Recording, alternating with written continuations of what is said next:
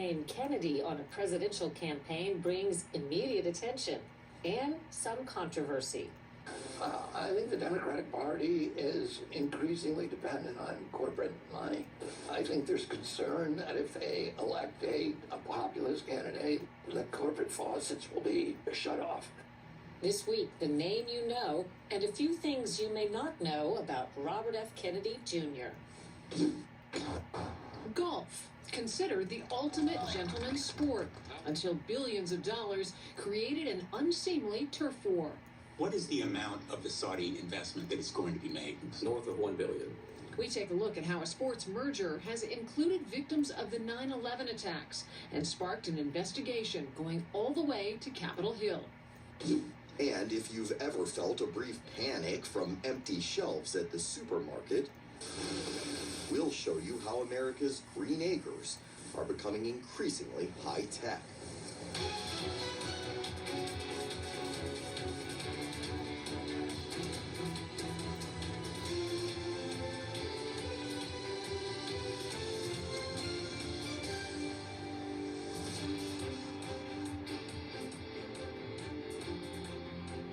Welcome to Full Measure. I'm Cheryl Atkinson.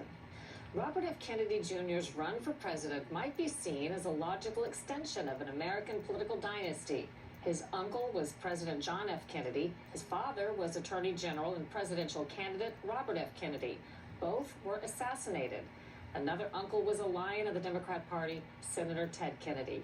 But this Kennedy is running a very different race than his family forefathers.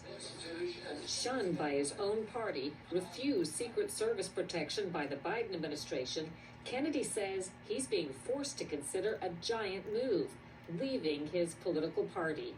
If he does, it stands to upend campaign 2024 in an unexpected way. Could he draw enough votes away from the two nominees to make a difference? Spoke with Kennedy in New Jersey. A Rasmussen Reports poll just found that 1 in 3 Democrats say they might vote for you if you were to leave the Democrat Party and run as a third-party candidate. What thoughts do you have about that? If the Democratic Party does not allow me to actually have a fair election, in other words, if they continue doing what they're doing, which is to rig the outcome of the election, then I would look at all options. Can you explain in simple terms what the Democrat Party is doing to discourage your candidacy? One of the most, I think, egregious thing is that they've passed a rule that says that any candidate who steps into New Hampshire, that no vote that is cast for that candidate in New Hampshire will count toward them.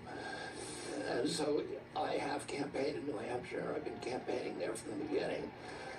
And every delegate that I win from New Hampshire will go instead to President Biden. And they have the potential to do the same thing in Iowa. It's more akin to what we saw in the Soviet Union during, the Soviet era, when the political party, in that case the Communist Party, was claiming that they had a democracy. But the way they controlled the democracy is the party alone could designate who the nominees were. And so the only people that the public could vote on were candidates that were chosen by the party apparatchiks rather than, the public. Why do you think the Democrat Party is so against your candidacy? Lifelong Democrat, Kennedy is a Democrat Party name. I think the Democratic Party is increasingly dependent on corporate money, and that I think there's concern that if they elect a populist candidate like Tulsi Gabbard or Bernie Sanders or myself, that the corporate faucets will be shut off. It really is the uniparty, and both parties are involved with protecting those corporate donors, and they're the same corporate donors. And I think that frightens them that that flow of money would be shut off. The Twitter files revealed that you were targeted by government and vaccine interests for questions you raised and information you distributed about COVID and COVID vaccines, even when it was absolutely true. What are your thoughts about that?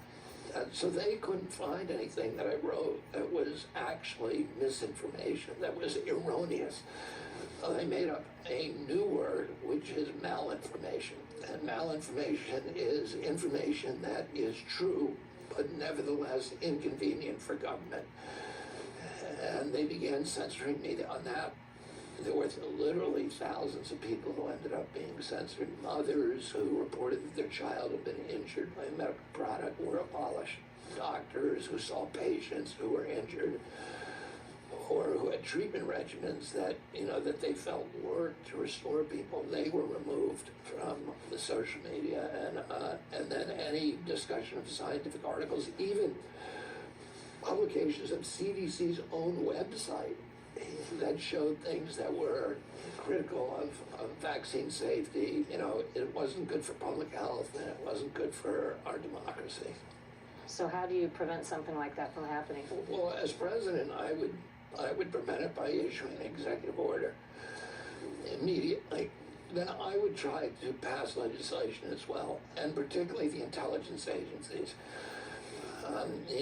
We need to get a handle on them because, as we now know, the FBI had opened a portal so that they could directly censor Facebook and Twitter.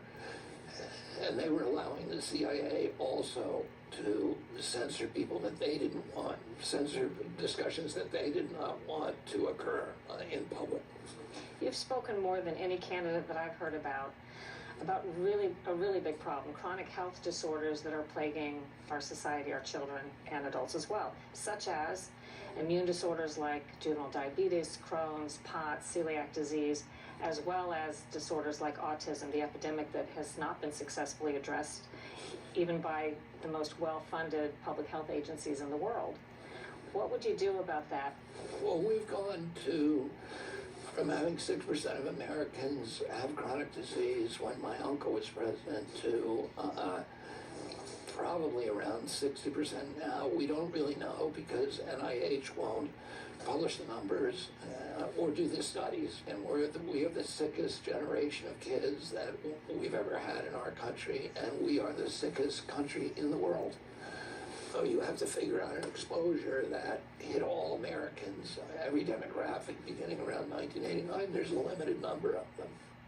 High fructose corn syrup, cell phone radiation, and there are PFOAs, which are flame retardants that were put in a lot of products, our children's pajamas, and almost every piece of furniture at that time. And then the vaccine schedule that, of course, went from 3 vaccines I had as a kid to 72 vaccines over a very short period of time during that period.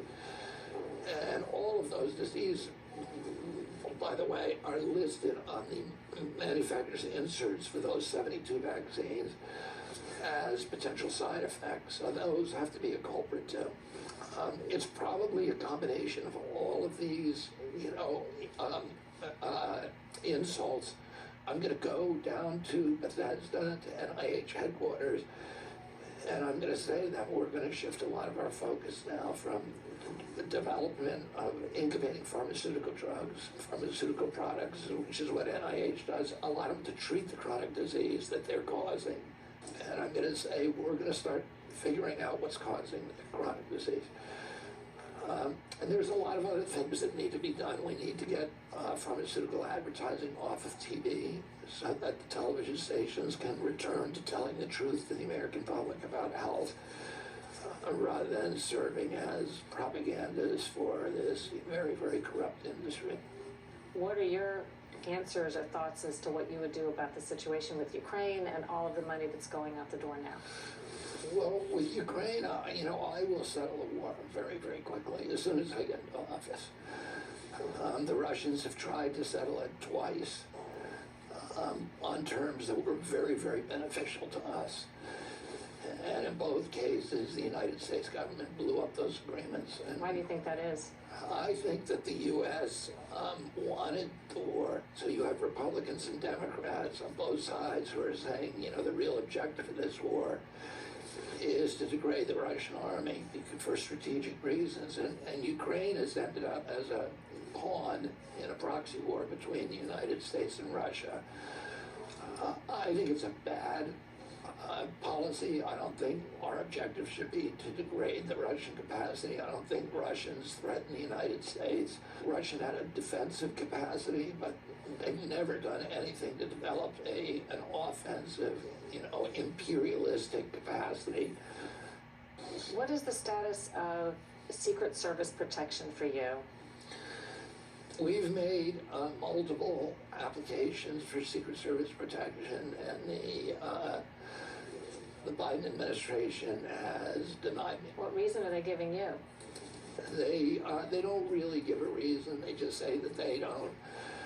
The White House has determined that it's unnecessary.